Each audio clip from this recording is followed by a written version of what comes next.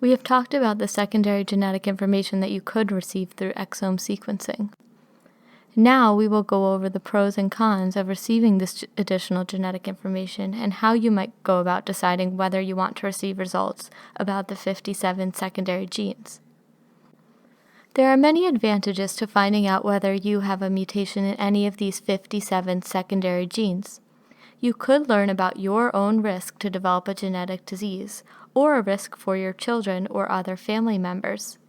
You might be able to prevent the conditions from developing or detect it early by getting regular screening to diagnose the condition early when it can be treated.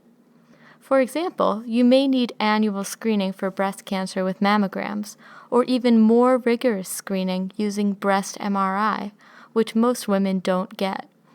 Or you may need to have annual screening tests for your heart, for example with an electrocardiogram or EKG.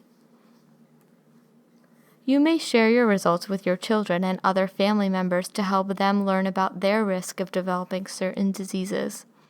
This could be an important gift you are giving your family members if the condition is preventable or treatable. Though there are many advantages to finding out about these genes, there are some disadvantages that you should consider. You may learn about your risk to develop a genetic disease, which will cause you to worry, get anxious, or become depressed.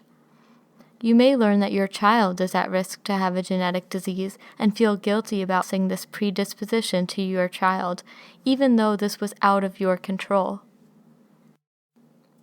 You may learn that your family members are at risk for a genetic disease and feel uncomfortable sharing this information with them, or they may not want to know this information.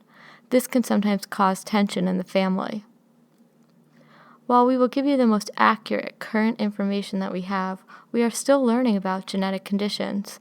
At this time, we may not be able to give you precise information about what your genetic information means or how high your risk is to develop the disease.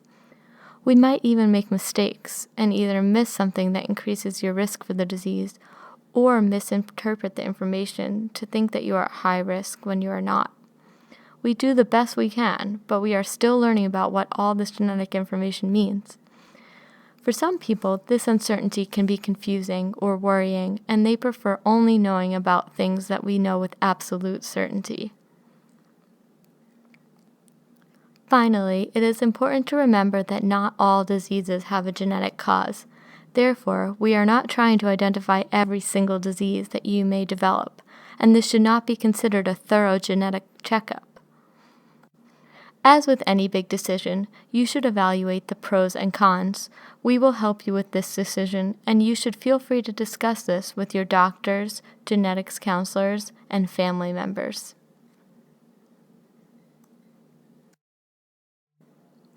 As a reminder, we would like you to remember that we can only look for all 57 genes or none of them at all.